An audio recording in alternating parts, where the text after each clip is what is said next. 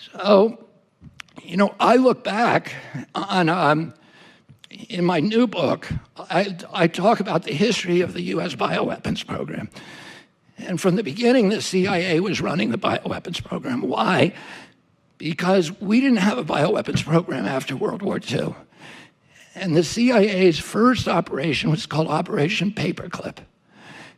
And it was an operation to get all the bioweapons and nuclear and chemical scientists out of Germany and Japan, where they had an extensive bioweapons program. The Japanese had a horrendous program where they did live vivisections on 3,000 people. They killed them all during the operation, removing their infected organs while they were alive with no anesthesia. And these were horrible, horrible scientists. The CIA elevated them, brought them over to Fort Detrick, downloaded them, and made them the heads of hospital systems and pharmaceutical companies in Japan, and continued to work with them. And they brought all the German scientists over here. And then they did all these experiments unwittingly on the American public. They sprayed toxins in National Airport. They sprayed them in the Pentagon air conditioning system. They put poison water in NIH. They put light bulbs filled with bacteria that they broke on the grates and contaminated the New York City subway system. Some of those microbes still in the subway today. They did aerial dosing, and from ships of about 60 million Americans. They dosed San Francisco, Los Angeles, New York, Virginia, Norfolk, Virginia. All of the seaside towns were dosed from the air, and a lot of the Midwestern cities were also dosed. They're all unwitting. They did 200 outdoor tests on Americans, unwitting. And they developed bioweapons that by 1969 had a nuclear equivalent. They could kill people at 29 cents per death, according to a CIA study, which they're bragging about. And then in '69, President Nixon shocks the world by going to Fort Detrick and ending the U.S. bioweapons program. He was worried that we were creating bioweapons that could be reproduced for nothing. They were kind of a poor man's nuclear bomb. Anybody could reproduce them and we were publishing how you did it. So they were giving blueprints to foreign nations to create these things that could be used against us. And he said, why are we doing this? We have nuclear bombs. We don't need these things. And we have a monopoly on nuclear bombs. 7 nations have them. We've agreed not to give them to anybody else. Why are we letting these guys get, weapons that are going to be turned against us? So he shut down the whole program.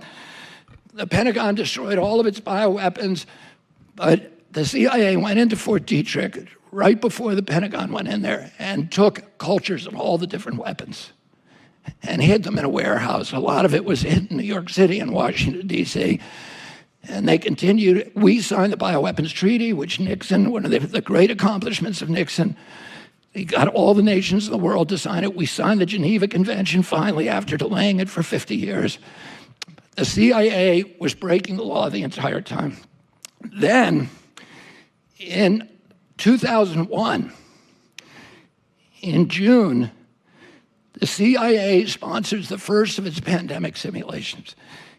It simulates a biological attack on Washington, D.C. by Saddam Hussein.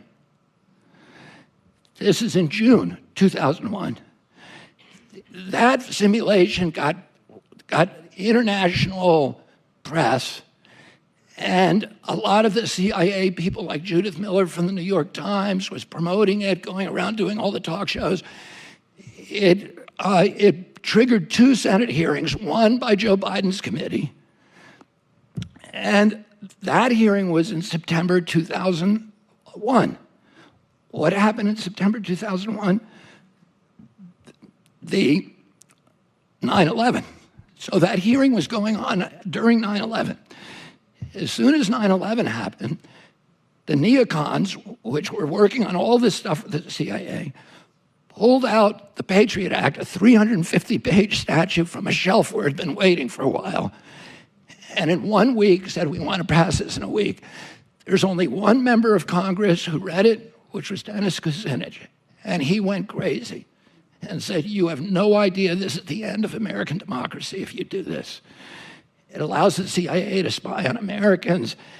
One of the things the Patriot Act did is it did not get rid of the Geneva Convention or the Bioweapons Treaty, but it said no federal official can be prosecuted for violating those two statutes. So it reopened the bioweapons arms race globally. And when a week after, when the Patriot Act was being debated and it was being held up by 2 senators, there was an anthrax attack on the US Capitol. It was blamed on Saddam Hussein, and the neocons all said, see, we were right in the pandemic simulation, Saddam Hussein attacked us. And we used that as a justification to go to war against Saddam Hussein.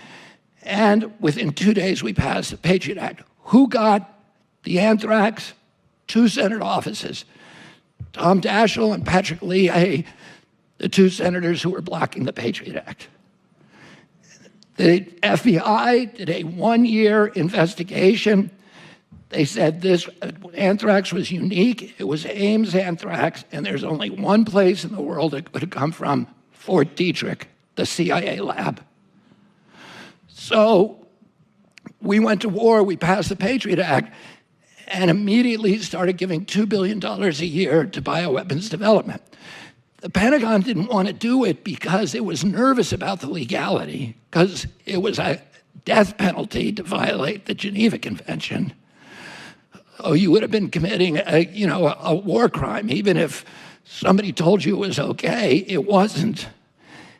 And so they funneled it through DTRA and DARPA. They funneled all of that money to NIH, to NIAID, which became the primary spear tip of bioweapons development. So Tony Fauci became the bioweapons czar in 2001. His budget went up by $2.2 billion. He was personally given a 68% raise from the military. That's why he was the highest paid individual in the federal government, because he was getting this 68% bonus every year from the military. But it meant that he could not stop. And the thing the military wanted was gain-of-function studies, where they could take wild viruses and turn them into bioweapons. And bioweapons development always includes vaccine development, because unlike chemical weapons, with bioweapons, there's always blowback. It's called the boomerang effect. If you give your enemy bubonic plague, your guys are going to get it first, too. They're going to get it quickly. So the only way you can deploy bioweapons is if you have already developed a vaccine. So the race is to develop a vaccine simultaneously with bioweapons, and then you can deploy the bioweapons, and your enemy will take a couple of years to develop the vaccine. And you can inoculate all of your team. So in 2014, 3 of Tony Fauci's bugs escaped from federal labs. And their escapes were public. And it caused a huge brouhaha. There were Senate hearings, and people were immensely upset. And 300 scientists wrote a petition to President Obama saying, you have to shut down Tony Fauci. He's going to cause a global pandemic. And Obama declared a moratorium and ordered Fauci to shut down the 18 studies he was then doing. As I show in my book, he didn't do it. He instead took that science and he moved it offshore to the Wuhan lab and to the Ukraine. And when he did that, he was not the only one who did it. Tony Fauci spent about $29 million on gain-of-function science in Wuhan. But the CIA spent over $100 million. And the military spent about that much too, about $64 million. And the CIA funneled the money, most of it through USAID. But the CIA, as we now know, was also running this organization called the EcoHealth Alliance, which Fauci was funneling his money through. It was like a laundromat where they funneled federal money so that their fingerprints would not be visible on those studies. And so that's important to understand now. Just to get to the final thing, in my book, and Tony Fauci, if any of you end up reading the book, that last chapter talks about all of these pandemic simulations. I've been studying the CIA for much of my adult life. Because of my family's relationship, I wrote a book, which to me is my best book, American Values. And it is the story of my family's 60-year fistfight with the CIA, which began with my grandfather, Joseph Kennedy, who served on the Hoover Commission in 1955 and recommended the disbanding of the CIA's plans division. Its division that was fixing elections and assassinating leaders and all of that. So the CIA never forgave my family for that. And then when my uncle came in, after the Bay of Pigs, he fired the top three officials, Bissell and Goodell and Allen Dulles, who then made himself the head of the Warren Commission 3 years later. And when my uncle died, he told a reporter, "I'm glad the little shit is dead. He thought he was a god." And so I know a lot about the CIA. I've gotten their manuals. I paid over $1,000 to get these manuals because they're training manuals from MK Ultra, and MK stands for mind control, MK Naomi, MK Dietrich. It all came out of Fort Detrick and NIH, and then 150 colleges around our country where they were funding these studies. And if you look at what they do in these simulations, they're using all of these techniques that they developed in colleges, in college laboratories, social scientists and other scientists, medical scientists for years who were studying how do you control individual behavior, but also mass behavior. How do you induce mass psychosis? How do you create Manchurian candidates? How do you do all these? They had all these colleges studying these, and how do you impose centralized foreign control on indigenous populations? By coming into a country, by using propaganda, by using fear, by sowing chaos, by destroying relationships, destroying faith in institutions, driving people apart and creating chaos so they will invite in an authority who will give them peace and safety. And all of these mind control techniques are designed to accelerate that process. And they study the Stockholm syndrome, for example. If you lock people, down, they become grateful to their captors, and they become angry at the people who criticize their captors, and they believe that the only way that they can escape this confinement is through total obedience and total compliance to their jailers. But one of the most interesting experiments was called MILGRAM. And there was associate scientist at Yale, a sociologist called Stanley Milgram, who was part of the MK Ultra program. And he conducted this experiment where he recruited subjects from every walk of American life. There were students, there were professors, there were business people, there were blacks, whites, everybody from the New Haven area. And he would put the subject in a chair at a table where there was a dial in front of them that they could administer an electric shock to a person who was tied in the chair in the next room, who they told was tied in a chair, but he was actually a Confederate of Milgram's. He was an actor. And when they turned this dial up and administered the supposed electric shock, they could hear the man in the other room screaming, shouting, begging, struggling, pleading with them, crying. And most of the people who were participating in this experiment begged to stop. A lot of them were crying and telling the doctor was standing behind them saying, turn it up, turn it down, turn it higher, turn it down, turn it even higher, turn it down. And 67% of them turned it up to 250 volts where it was marked potentially fatal. 67%, and you can go on Wikipedia and look this up. The MILGRAM experiment. So, but 33% of the people got up and walked out. And what MILGRAM said, that if you, for 67% of the people, if you have an authority figure that has some imprimatur of legitimacy, like a doctor's title, that 67% of people will take his orders, even if it means violating their most sacred values. They'll go against everything they believe in.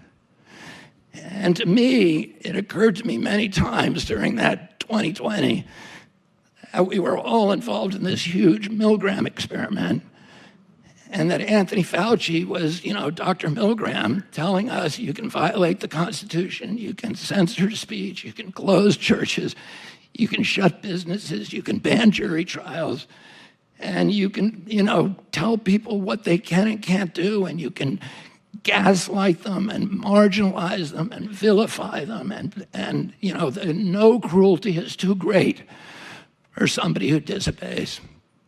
And what I would say to you is that 33% of the people walked out, and the people in this room are the 33% who wouldn't be told what to do. And what our job is now is to fight for the 67% till they wake up and till they're able to fight for themselves, to restore the freedoms that all of us believe in. And I'll leave you with 3 thoughts. One is that any power that government takes from the people, it will never return voluntarily. Number 2 rule, every power that government takes, it will ultimately abuse to the maximum extent possible. And number 3, nobody ever complied their way out of totalitarianism. The only thing we can do is resist. Thank you all very much. Well, that's what I got going on in the forest here. I'm dropping this video off for you guys so you can kind of wrap your head around what's going on.